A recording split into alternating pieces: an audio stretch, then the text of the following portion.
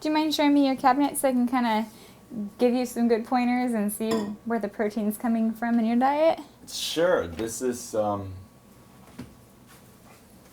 what would you call it? My dry powders. Okay. Hemp seeds. Hemp seeds, teas, quinoa.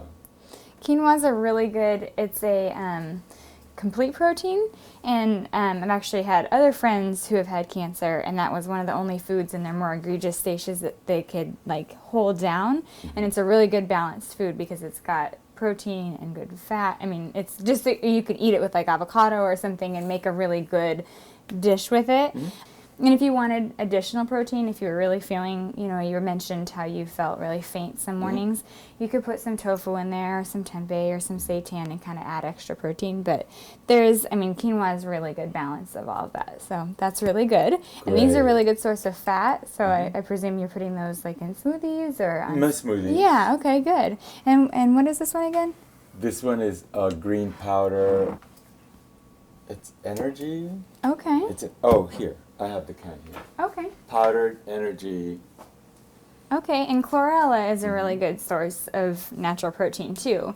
In fact, one of the protein powders that I use pretty consistently is chlorella and spirulina. And it's 17 grams of protein in just 2 tablespoons. Beans and lentils and quinoa, and I mean really your greens are gonna be...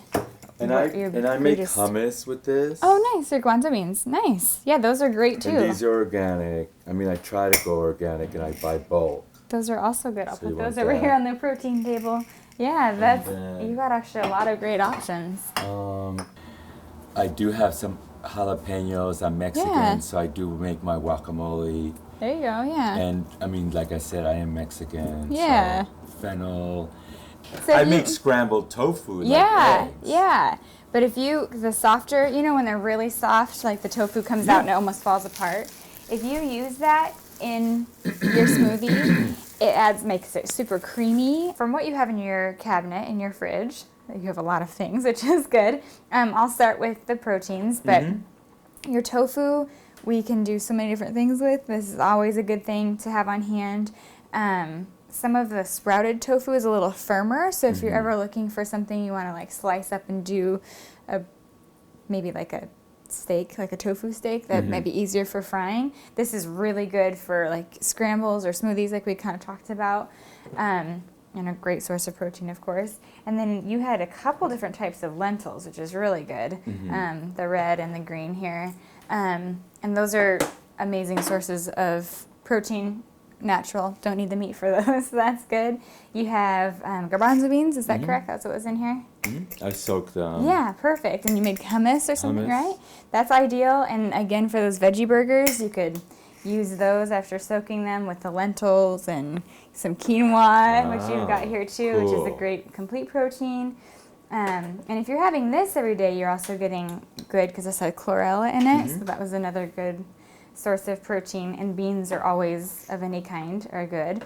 And then you had your seaweed, which is really cool that you're making your own sea rolls, right? Very cool. I like it. So you've got a lot of options of protein right here. And then pumpkin seeds and hemp seeds and pine nuts, yeah? And almonds, no, these are not the almonds. Those are the Apricot seeds. I thought I got the almonds out. Let's see. And then you've got walnuts, awesome, cashews, and chia seeds. And chia seeds are great too if you're ever baking anything. You can use them as an egg replacer because of how they gelatinize when they hit the water. So so you can make like a chia protein pudding and have that good fat, good protein. Yeah, so we should explore that a little bit. Yeah, it's a really cool option because they actually have the same omega-3s as an egg without the cholesterol and all the other bad stuff. Replace the eggs.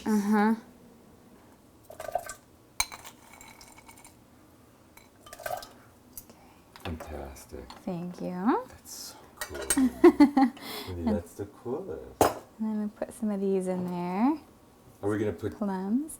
Hemp seeds in We it? are going to put hemp seeds in there. Okay. Yeah.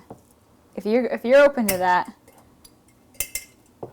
We're not going to put any green in there, are we? I could if you would like. No. You don't want to? Did you already have it today? I'm open to it. No, I Okay. have not. Okay, perfect. No, I have not. Let's go ahead and put it in there. Oh, okay, great. Perfect, thank you. And then I'm gonna kind of drain some of that water off of there. And these are always kind of tricky, so I'm gonna try and like get like half of it out, and then, and then I'll cut it off. then you Maybe, want me to cut yeah, it? maybe if you don't mind cutting it off, that'd be great. Thank you. I get some air in there.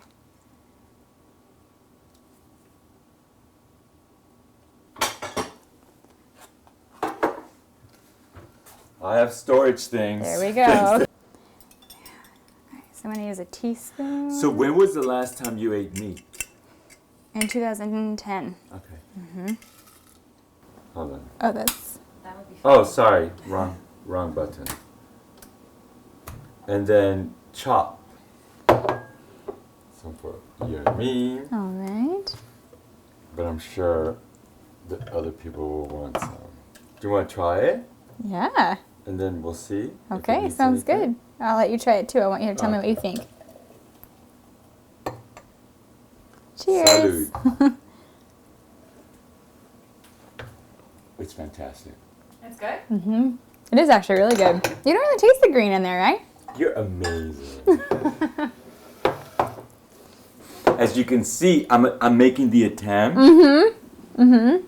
Hi everyone, I'm Mindy and I am a vegan fitness model, and I work with veganbodybuilding.com and also a newly acquired vegan bodybuilding team called Plant Built.